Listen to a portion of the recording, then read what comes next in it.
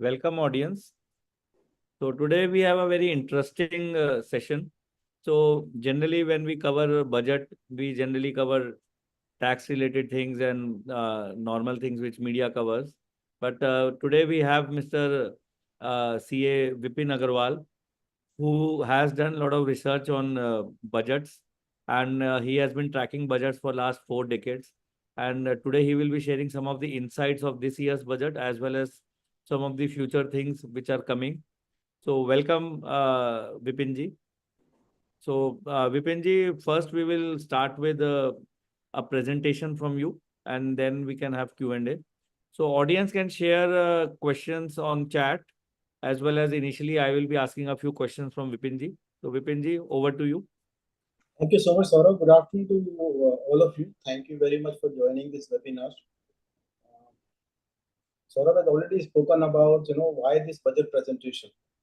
And honestly speaking, this budget presentation has come out of a little bit of desire to talk about things. When I read this budget, I saw things differently. And when the media presentations were there, either in TV or newspaper articles, I found that nobody, including the government officials who crafted the budget, spoke anything about that. Now, to me, this budget is something which is actually, we are at a cusp of a moment where the economy is taxing like an aircraft which is taxing on a runway and then, about to take off.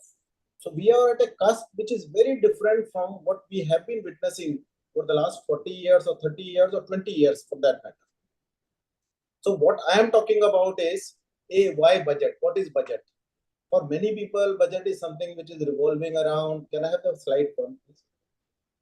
Yes, sharing this. So for many people, generally this budget means something to talk about the direct taxes, the indirect taxes, and then there are people who come and then, start giving comments, they should not have been, or that should have been done. That's the way we have been traditionally doing things. Although after the GST, the rationale of taxation is now more confined to direct taxes and customs. GST, you can't really do much about.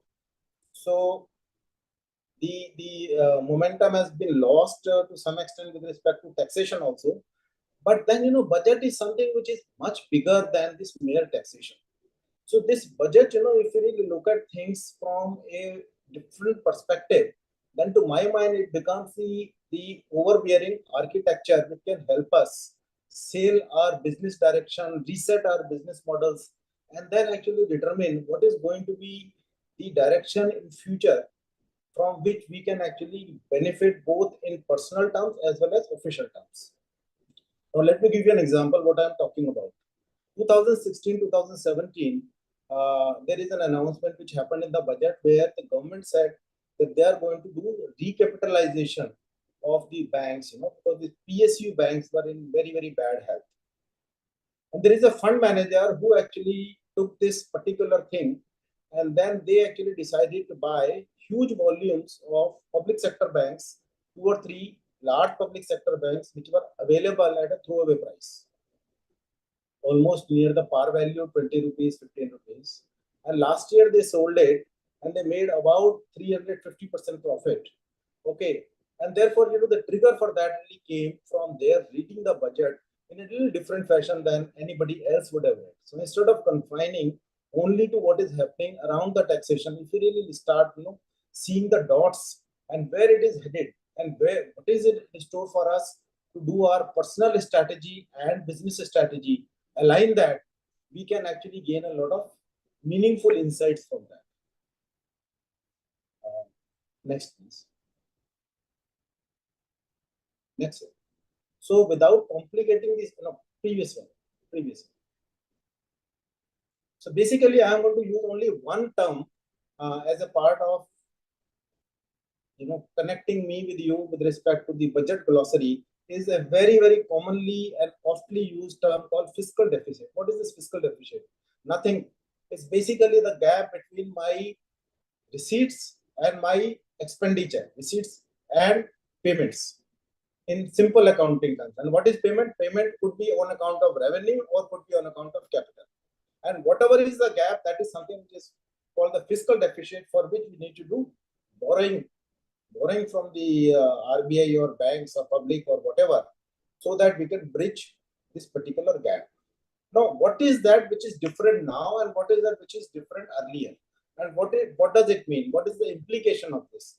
This is the next part. Next slide, please. So, gentlemen, if you really look at this year budget and then do a little bit of deep dive, then we are going to see some emerging trends which I call the watershed moments or never ever happened before. So far as my own memory is concerned, if I really start looking at from 1970s onwards, and prior to that also the trend was no different. We have never ever achieved our budgeted forecast of revenues. And we have always overshot our expenditures with respect to the budget. For the first time in the last 2 years, I have seen a shift in the trend where we not only achieve our budgeted revenues, but we are below so far as the budgeted expenditure is concerned. This is a trend reversal, and this is something which needs to be underlined to understand the meaning of what it really carries for us in the time to come. So if you really look at last 10 years, our CAGR of revenues, it is about 10%. Not many industries can claim to have a CAGR of 10% over the last 10 years. If you really look at our revenue, which means our tax collections, then despite a big hit during COVID period of 2021, it is more than made up by 32% growth in 21-22. So therefore, effectively the loss which was there is more than adequately compensated. And after that, if you really look at between direct taxes and indirect taxes is the one which is actually driving the percentage growth. So that means either people are paying more honestly, or people are not able to evade taxes, or actually their income is rising and therefore they are paying taxes. Now, if we really come to the expenditure side, expenditure is either below budget or not on budget. So there is no overshooting in the expenditure side, and then the quality of expenditure. So expenditure is actually two types. One is which is called the expenditure which we incur for our consumption needs, which is called the revenue expenditure. Like, we run our kitchen and we have to buy a cylinder to really fuel our gas stove. And that is a consumption. But if you really go and spend money to buy a house or build a house or buy a plot of land and then build a building, that is called a capital expenditure. So government doesn't really have much of a distinction with respect to fiscal deficit. They actually combine the two expenditure and then say this is the net difference between our receipts and our payments. Next, please. I would also like to talk about, when we talk about, okay, let me just cover this. So this is the chart, which actually gives an overview of how we have progressed in the tax receipts over the last 10 years.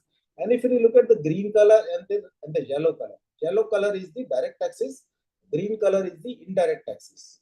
Now the curve is continuously growing. The point to note is, despite such kind of 10% CAGR, if you really look at the total collection as a percentage to GDP, it is almost constant. Now, what it means is, it means that we still have a lot more growth possible if our GDP growth and our percentage collection even improves by 0.5 to 1%. So there is a lot of upside which I personally feel is there in the receipt forecast with respect to the taxation. Next, please. Now, this is our journey on the capital expenditure side. So I spoke about that we have two types of expenditure. Now, this is where I would like to take a bit of a pause and take you through the journey which happened in 70s, 80s, 90s, 2010, 20. If you really look at the journey till 1975, we were a very small country with 60 crore, 55 crore population. There used to be general scarcity of things, license Raj, happy managing things, no major ambition, no major challenge so far as budget was concerned, it was okay. Then came the oil shock in 1975, and then our expenditures start shooting through the roof. And this is also accompanied by the Bangladesh crisis in 71, where we had a food shortage. So 75 onwards, we started facing a major economic crisis, which actually led to our pledging the gold in 1990s. And the trigger for that was heavy subsidies, heavy welfare expenditure, and our inability to collect taxes. And we actually then went for a major economic liberalization. So that liberalization actually changed the entire complexion of our country, our economy. And then after that, again, we got into a little bit of a ditch, which is in the form of heavy expenditure on welfare and lower collection of taxes, rising fiscal deficit. Therefore, you have to borrow. You have to borrow from International Monetary Fund, or you have to borrow from wherever. And then this International Monetary Fund and all, they pose a lot of restrictions, saying that your fiscal deficit should not be more than certain percentage of your GDP. Now, what happened then and what is today? There is a big change. So a country like Pakistan is today what we were facing in 1990 or 1992. But today, India, what has happened is we have inherited a mindset which is called fiscal deficit. Fiscal deficit is bad. And if we have a fiscal deficit, then we have to give explanation. This is our mindset. We have forgotten that fiscal deficit needs to be read with respect to the constituent of fiscal deficit. If we have a fiscal deficit which is arising on account of capital expenditure, then it is a very healthy sign. But if you have a fiscal deficit which is arising on account of revenue expenditure, then it is very unhealthy and a worrisome sign. So therefore, we can see, if we see this next year budget, our capital expenditure budget is about 16 lakh crores. And if you really look at our total number of fiscal deficit, that is also about 16 lakh crores. So nearly for the first time ever in the history of budget, we have a number of fiscal deficit which is equivalent almost to our capital expenditure. Next slide, please. So is fiscal deficit a concern? If you really look at a trend, from 21 to now, this budgeted year, our fiscal deficit is going down, going down, going down. And on the top of that, if our fiscal deficit is to be analyzed, a large constituent, in the budget, I have told you fiscal deficit and capital expenditure is almost matching. So therefore, if we eliminate the fiscal deficit, capital expenditure from the fiscal deficit, our fiscal deficit is zero. But we have been going around and giving explanations for our fiscal deficit percentage. And if you really look at the next slide, okay, India is having fiscal deficit. How does the world compare with respect to India? I am very pleased to inform that there are only two countries in the last year, China and India, which witnessed a negative slope, which is a reduction in fiscal deficit vis-a-vis rest of the world. If you see the all other countries, whole world together, then advanced economies and the emerging economies, US, UK, whatever, everybody, witnessed an increase in their fiscal deficit. And I'm not talking about the fiscal deficit dissection, by the way. I'm talking about total fiscal deficit. And this is more on account of their welfare expenditure, their, boosting the per capita income by giving money, so on and so forth, which is unhealthy. Next. Now, this is the anatomy of the fiscal deficit. I spoke about what are the constituents of fiscal deficit. So if you really look at that, our revenue fiscal deficit has gone down, our capital fiscal deficit has gone up, and this is where, a major shift. And then, in the beginning, I spoke about a watershed movement for the Indian economy has happened in the last 1 year, and this year is actually, laying the foundation very, very strong. Why? Because capital expenditure converted by budget is something which is going to trigger a huge growth. Next one. Now comes the interesting point. This is where I did a little bit of analysis. And I found if you really look at the fiscal deficit, it is having a total budget of 11.11 lakh crores in the form of capital expenditure. Now, when we talk about capital expenditure or setting up a new project, right, then what we do, we really look at what are the options available to finance that capital expenditure. And this out of 11 lakh capital expenditure, I am only taking a portion of 6 lakh crores, which is on account of telecom, road, and rail. All these three are business activities, which is driven by BSNL or NHAI or Indian Rail Corporation, whoever. If these three sectors are going to consume half of our capital expenditure, then finance minister has chosen to take the entire financing from fiscal deficit, which is borrowing from the government, from public, or using it to be set off against the tax collection. Is this the right approach?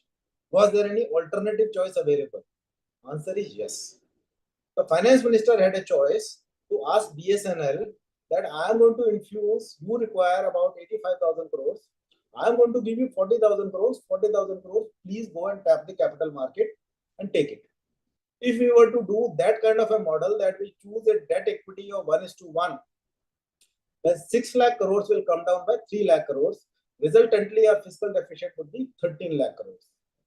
Now comes the next point. If you really look at the listed public sector, if you really look at the listed public sector companies, central public sector listed companies, then only out of 267, only 40 central public sector companies had a market capitalization of 80 lakh crores.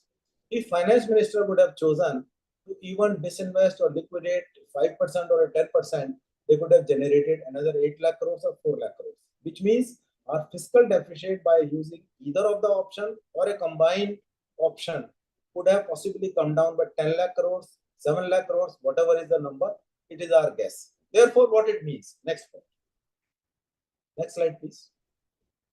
What it means is, I had written an article also that there is a acres, there is a diamond in the acre which is available to the finance minister, right?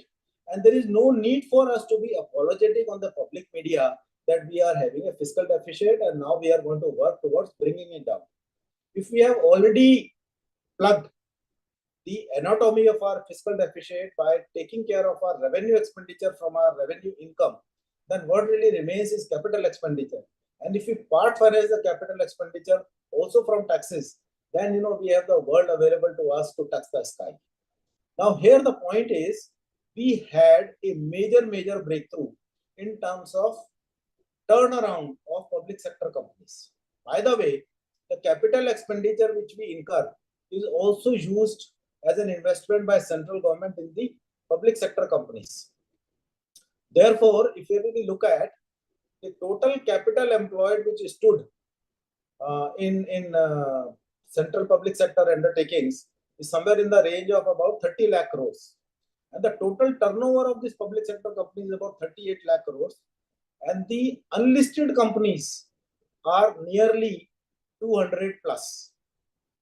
While Modi government has been able to do a turnaround of about 19 companies from loss to profit, but the point which I am trying to make is, in government there is nothing called an accounting standard which is applicable to them, which asks them to restate their assets at a fair market value. Resultantly, the investment value of the government in the public sector companies is stated at the book value, and any increase which is there in the unlisted companies, listed companies, one can know what is the market capitalization.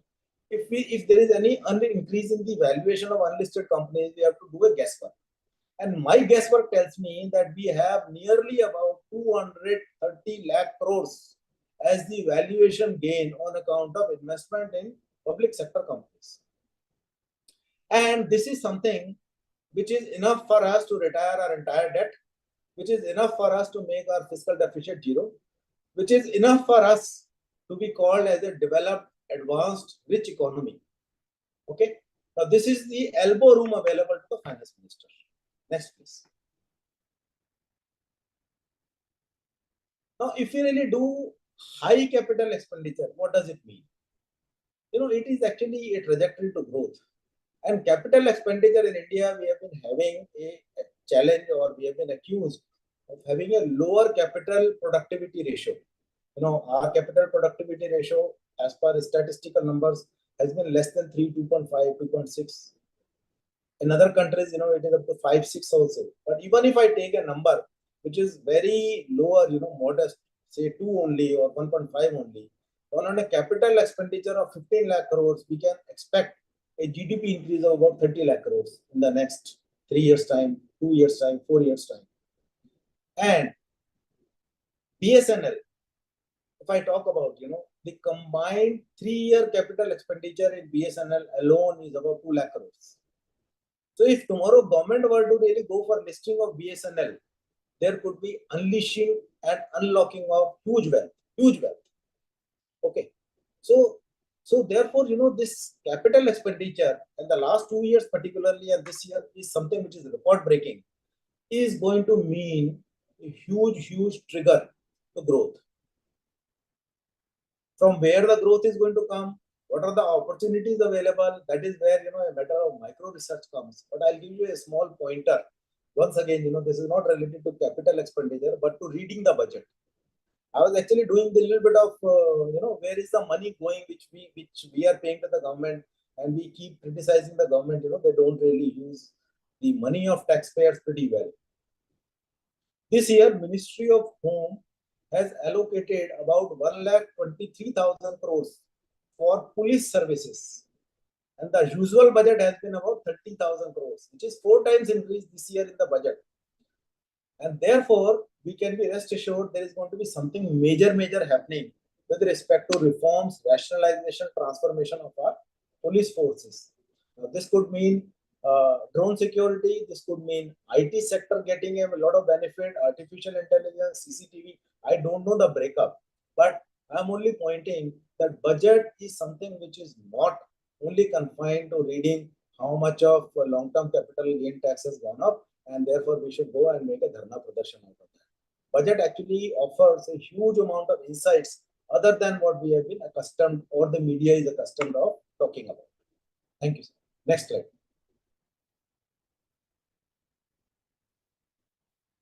Now, what I did, I actually said if 24-25 is what it is, then what would be 25, 26, 26, 27 on very conservative assumptions, taking growth lower than what it has been or expected growth, taking expenditure to be higher than what is possible.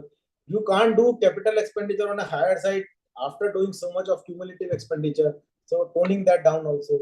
Then that assumption gives me a GDP fiscal deficit of about 3.5 to less than 2% next year.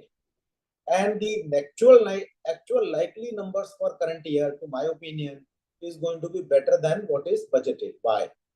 Because if we have taken a capital expenditure of 11 lakh crores or 15 lakh crores, if you take the allocation to the states, then there is also a 18% clawback of GST which comes to the government.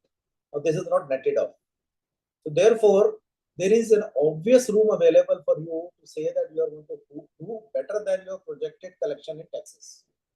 Plus, advanced tax estimates which have happened, they are again showing that the budgeted assumptions, the actual is higher than that. And now with so much of digitization, AIS, government is able to do a lot of collection because people are not able to evade or avoid the taxation which they used to do earlier. Therefore, net result is that even if you don't do anything, your likely fiscal deficit is going to be below the norms of the international community. But if you do exercise a little bit of the leeway which is available to you in a huge way, then we get into a surplus situation. Now, what does it mean? Next one. Next slide, please. Next slide. One minute, actually. Something happened. Just 1 minute.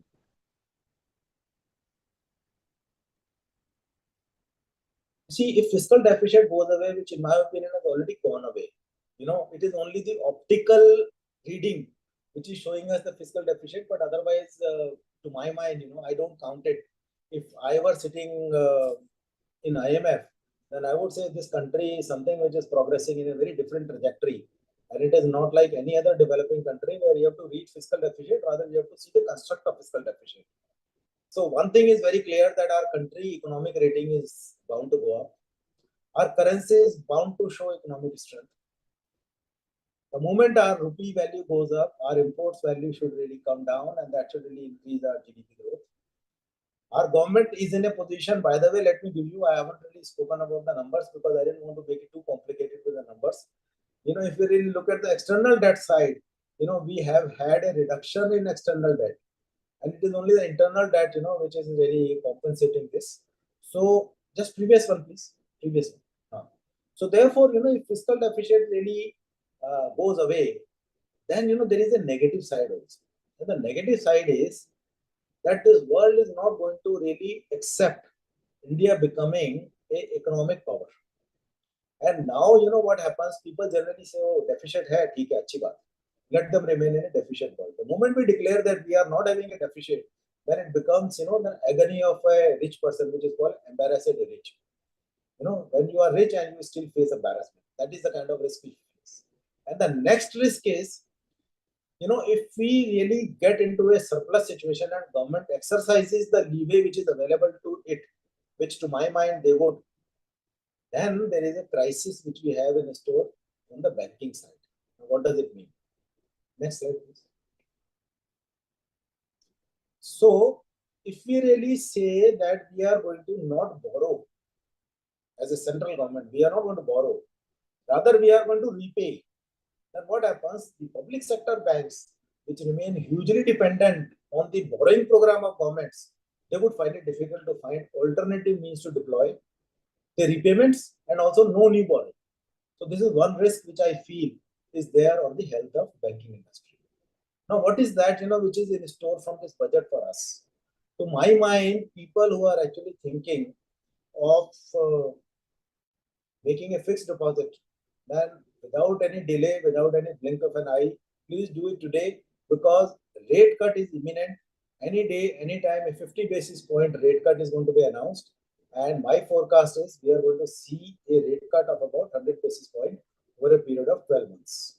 So 50 basis point is something which is almost sure shot. And that would mean, reducing cost of capital to the industry. And therefore, people who want to raise capital from the market, wait. Even more premium is going to be there in some time from now. If somebody says, what would happen to the stock market valuations? I see the stock market valuations to only go up. They would not go down, because of simple reason that, this kind of an economic trajectory is giving you enough of an indication that your GDP growth is going to be almost 30-40% higher than what you're projecting, only because of return from capital expenditure. Nothing else. Okay. And if that happens, what happens? Then, we get into a high growth mode. And high growth mode leads to its own consequences, which we can discuss sometime later. But unlocking of PSU wealth is something which is a big weapon available to our government.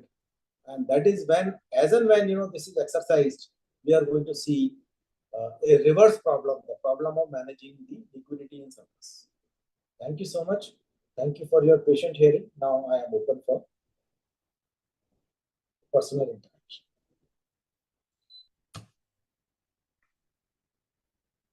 आपका आवाज नहीं आ रहा Saurabh. Thanks, Vipin ji, for telling such interesting facts. So, as we all know, recently a lot of news was about giving freebies to people. So, my first question, so there are a lot of questions by the attendees, but I would like to ask one question, like, as recently we have heard a lot of talks about giving freebies. A lot of such schemes have been started by state governments and central government where freebies are given to the public. So what do you see? So do you see government using the abundance of money, which you are telling that abundance of money is there? So will government be using that abundance of money to give freebies, or so I don't really support that. No. So, I tell you, we have traveled this journey. And I personally speaking, as I've been, I have been studying budgets, more from the purpose of my corporate job responsibility, because in my corporate responsibilities, I have always found that there is something in the budget from which I could always trigger a change in the working of my company, and then, make some additional correction with respect to the business strategies and the budgeting process. Now coming to this particular point, the most important defeating point, so the fiscal deficit, as the expenditure part, there is a lagger, and there is something, which is a mover, something which moves us up. So capital expenditure is something, which lifts us up. So there is a lifter and there is a dragger. These subsidies and this welfare expenditure has been the perennial malaise of our economy. And this is only this government, which I don't want to really talk about anything political. But, when they actually showed the guts of challenging fertilizer subsidy, diesel subsidy, kerosene subsidy, and then nothing happened, there is no farmer which became poor because of abolition of subsidy from diesel, right? it is something which is a long overdue correction in the economic well-being, which nobody had the guts, but only these people did it.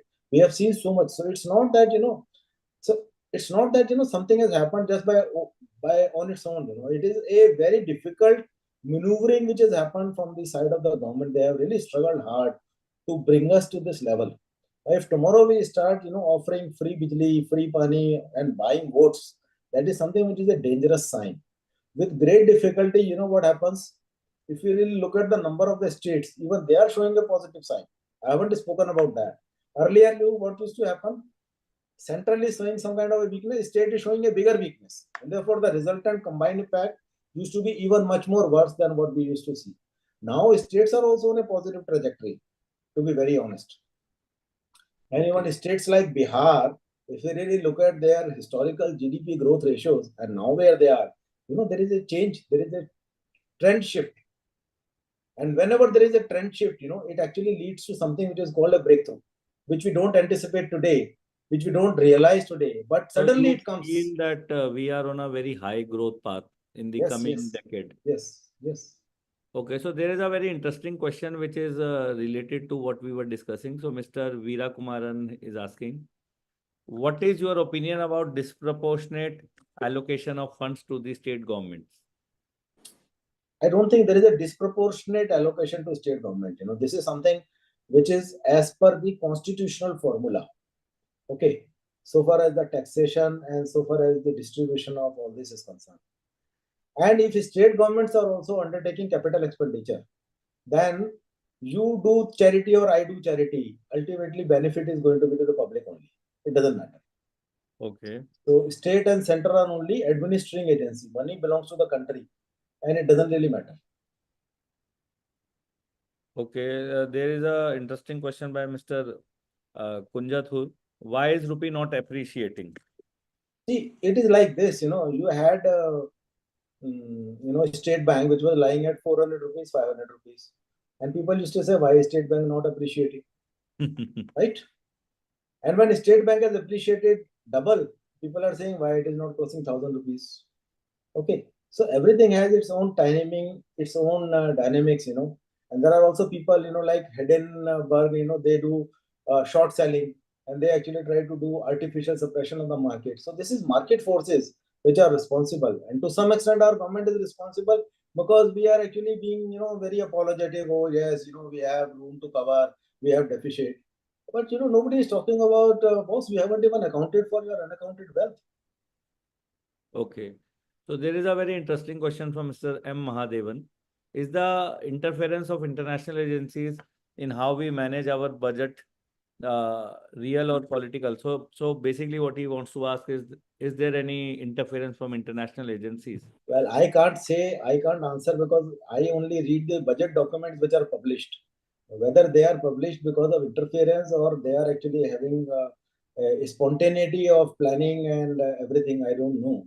I would not be in a position to comment. The only thing which I can talk about is that numbers cannot be deceptive.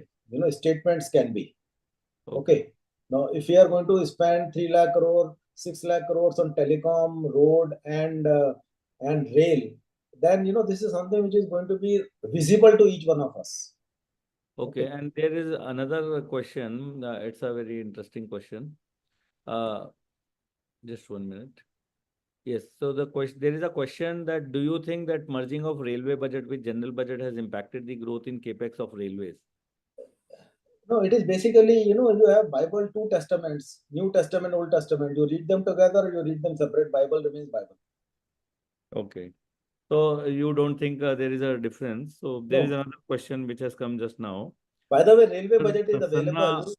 By the way, railway budget is available in complete detail as used to be earlier. So there is nothing, which you want to know about railways. So basically, I think what they have done is that they have tried to, instead of the day railway budget used to come, there used to be a news coverage of it. So they have merged with the current budget, the normal budget, so that there is less news coverage and railway can do more. You can read almost similar and equal amount of detail on railways in economic survey and budget both. There is no problem. So basically, they wanted to make, I think, the railway budget less populist in nature. So that's why they merged it with the current budget. Because obviously if railway budget was separate, then you have more populist budget because the focus of media is on that. You are right. So there is a question by Mr. Prasanna Ambekar. In every budget, we come down to know that the budget is a loss-making one. Still, how can our government manage to offer so many free things, which lead to inefficiency of working hands? Why don't they stop the free thing? I Now, think already Mr. Vipin has answered some of it in his presentation, but Vipin ji, you can tell more about this. now you see there are few things which I am saying. If really, I recall my presentation which I talked about, the constitution of expenditure has changed quite a lot. There is a slide which I had shown where, I had given a color codification of revenue expenditure and capital expenditure. And capital expenditure as a percentage is going up, revenue expenditure is going down. So therefore, this is only possible because there is a housewife approach now to managing expenditure. Now, so far as the political part is concerned, the political party, you have to have a food subsidy, you have to have a fertilizer subsidy, you can't do away with that. You have to have a defense subsidy, right? These are the three major constituents of subsidy. The fourth constituent of expenditure is the interest expenditure. When our fiscal deficit goes down, then our interest expenditure would also go down. And for your information, in the current year, out of 16 lakh fiscal deficit, our constitution of interest is about 11 lakh something. So that is a major constitution of our fiscal deficit. If we eliminate that, then actually we are financing a capital expenditure from our tax collections quite a lot. तो अगर मैं विपिन जी थोड़ा सा आगे जाके if I try to forecast, the questions have ended, but I have a few questions of my own. So I think most people who are here would obviously be investing in stock markets, and generally the biggest concern of stock markets is that freebies are given and wasteful expenditure is done. So if I summarize what you are saying, so basically you mean that government is spending, contrary to the perception in media, government is spending less on the normal kind of day-to-day expenditures, and it is more spending more on capital expenditure, which is good for the economy. So as we see, new roads are being constructed. Everywhere you go, I have traveled a lot on railways in last 1 year, and every station you go, it is under construction. So I went to Chandigarh, it is under construction. I went to Gwalior, it is under construction. So what you are saying is that in 3-4 years, we will start seeing the fruits of these capital expenditures, and similar to what recently we saw with the starting of the Delhi to Dausa stretch of Delhi-Mumbai Expressway. So the road connectivity has improved to Rajasthan a lot due to that expressway. So similarly, we will be seeing a lot of fruits in the coming years, and we can expect stock markets, obviously, and the common man's life to improve due to that. So stock market is one part. Let me just answer this in three parts. Okay. So first of all, I personally see that when we are investing such heavy in modernizing our infrastructure, it actually attracts a lot of investment in the investor interest in the country. So my personal belief is that we are going to see a huge interest coming from foreign investors, both in direct as well as FPI investment. Okay. Now, if that number, so last year we got about $40 billion of FDI. If that number increases by 50% also, then trust you me, we are not in a position to absorb that. Okay. The second part is our logistics costs are going to come down, which means our working capital efficiency is going to go up, which is one of the reasons of our earlier years complaint from all the people around the world. Right, India is very poor in logistics and working capital management. Right. The third part is, so far as the expenditure is concerned, incidentally, for last 7-8 years, maybe more, I have been writing and speaking on budgets. And one thing, which I always used to talk about is that the expenditure efficiency of government is something which needs to be taken into account. And now what has happened is there is something which is called in a democracy inevitable. You can't really wish that away. I can't say suddenly it is desirable to tax the agriculture, but I as a politician would have the will and guts to introduce taxation to agriculture.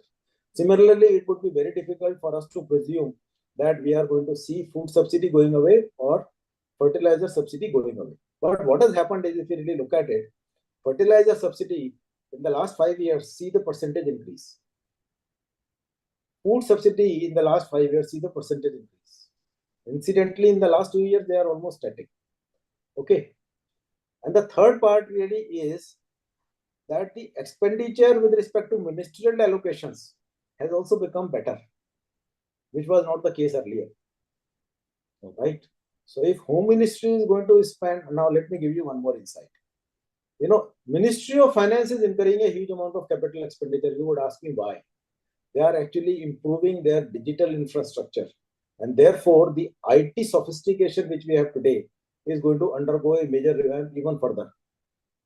So Department of Economic Affairs has got a capital expenditure budget of some 60,000 crores. Nobody notices this. Okay. They don't need it.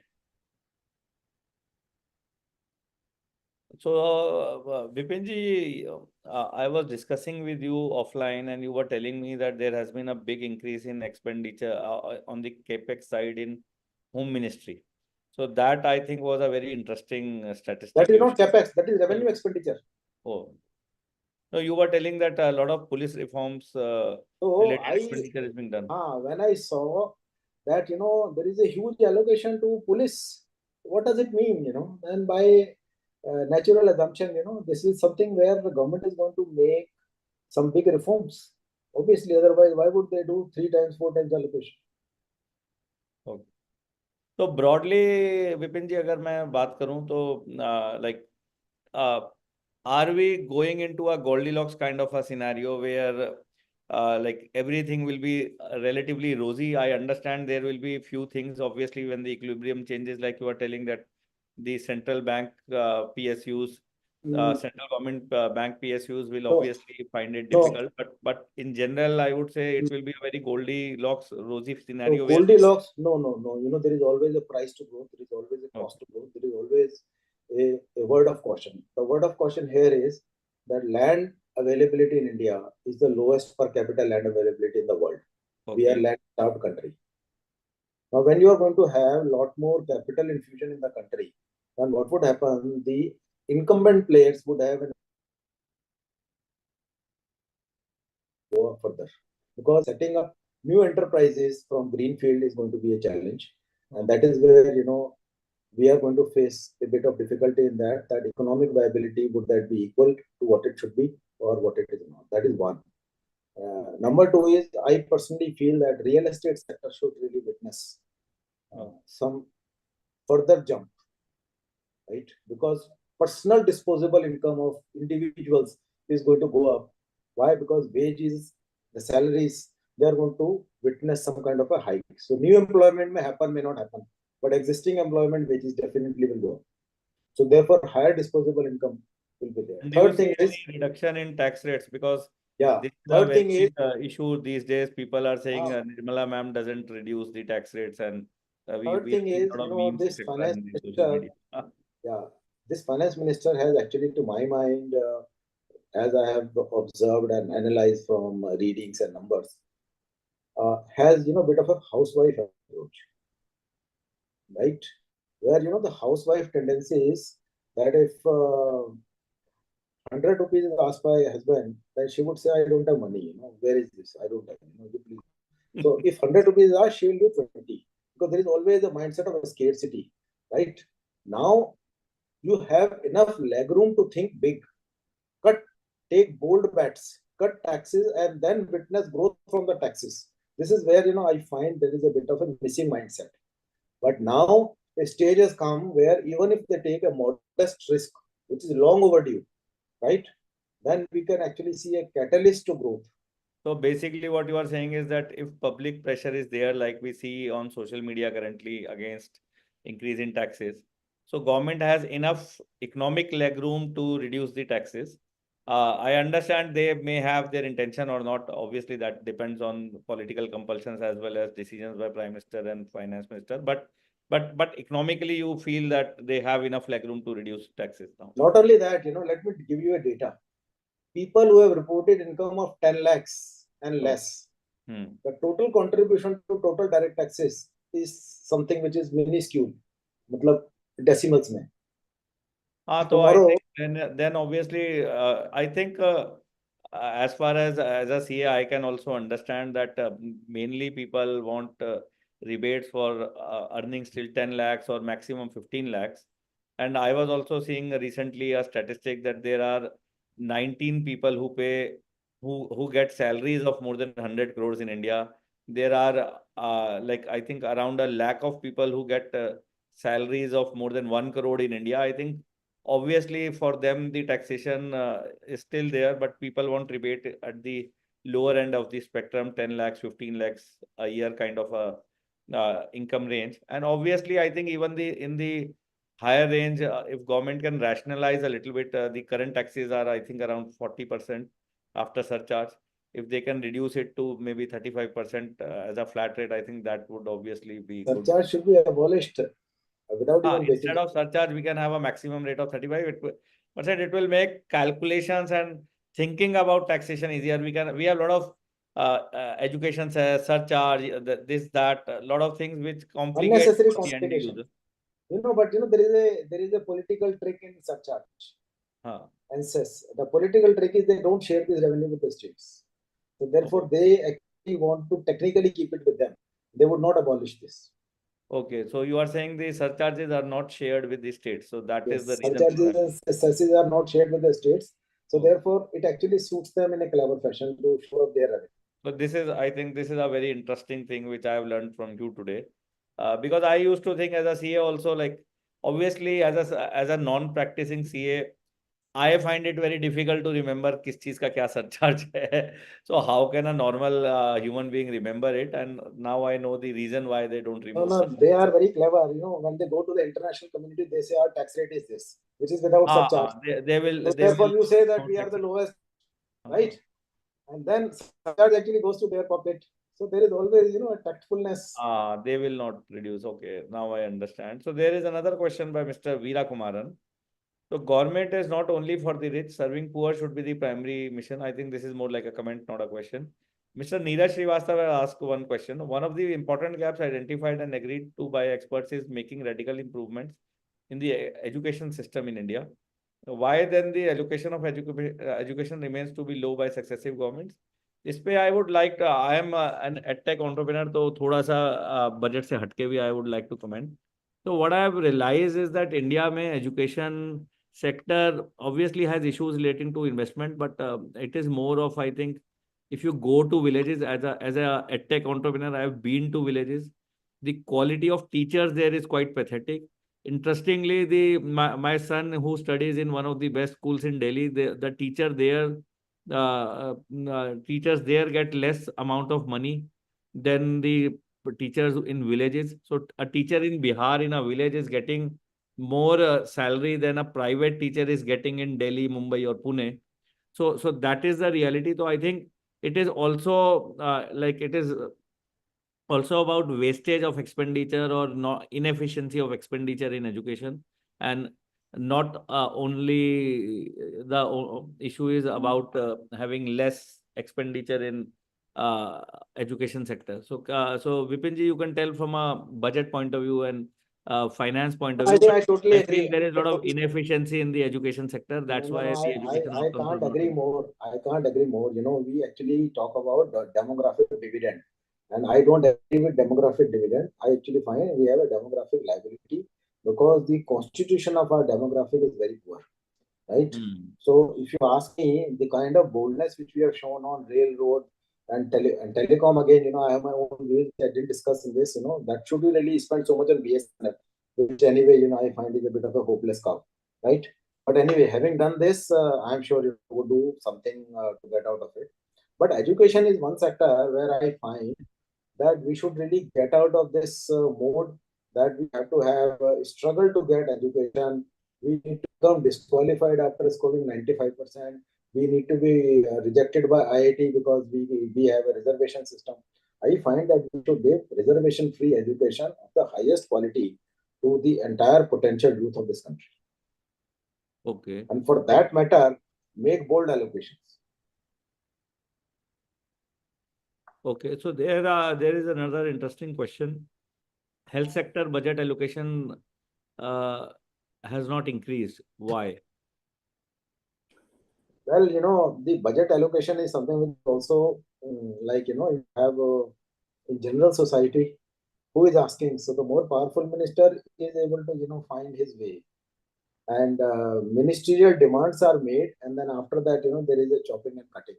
But to my mind, you can't do everything together. And whatever is given in health sector is not less. If you have really undertaken as a thrust area to improve rail and road, let it be there for 2 3 years, and then I'm sure health is also going. And we are not bad, by the way, in terms of health. I think in And health it's and also a education, state subject. I think health and education obviously are related to states also, as well as we see that there is a lot of inefficiency in the system. I think it is not only a matter of investing, it is also a matter of reforms at the level of the sector itself.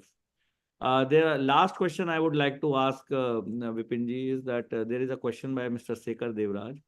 Would like to understand deep on the employment related announcements and benefits for employees. So there was an announcement in this budget about, so this budget was about creating employment. So there were some big announcements related to employment. Can you share a little bit about them? Well, I think this is something which is, I would say, a politically savvy move. There is so much of criticism which has been happening around unemployment, right? Now, even if the people who are criticizing, if they were in power, what they could have done, I don't know. And can they explain this? They can't. Now, what this government has done, they have actually given some allocation as a government expenditure to say that one private sector is going to be available to people through the government sponsored schemes for generation of employment. Actually speaking, if you ask me, it is a very clever, creative, wise scheme. Okay.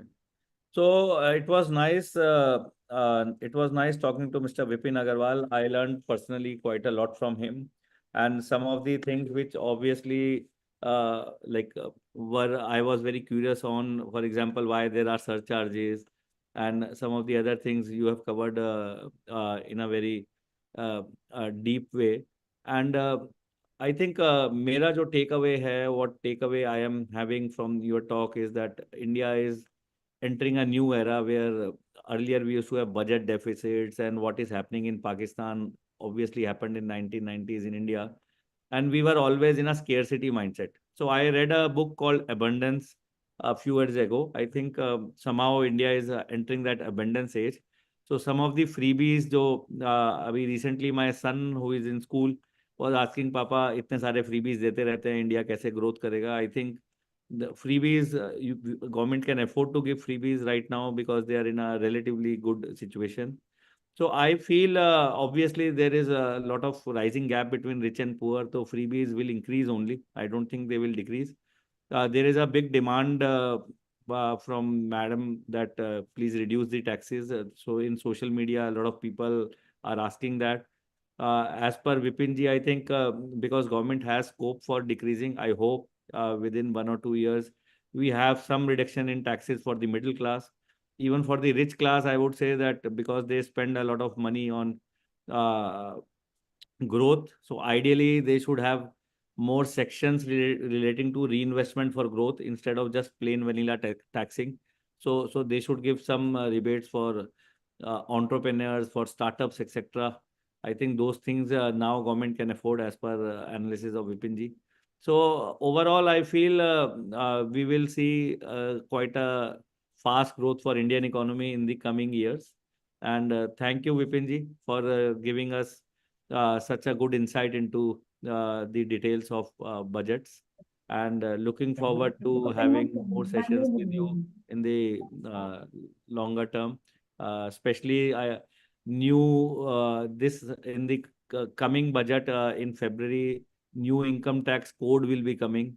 So I feel we should have in AIMA YLC, we should have another session with you after the next budget. So thanking you everyone, and over to AIMA team. Thank you very much from my side for your patient listening and your warm ears.